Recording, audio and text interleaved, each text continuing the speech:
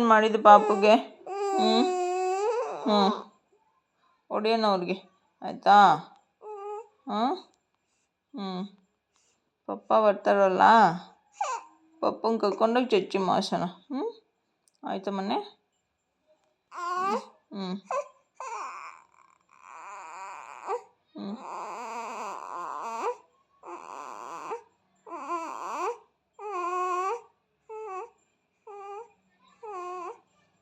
ಇಲ್ಲ ಮೊನ್ನೆ ಇಲ್ಲ, ಚಚ್ಚಿ ಮಾಡೋಣ ಅವ್ರಿಗೆ ಎಲ್ಲರಿಗೂ.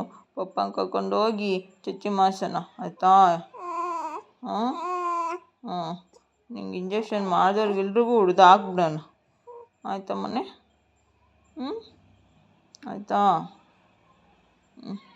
ಜಾಣ ಮರಿ ನೀನು.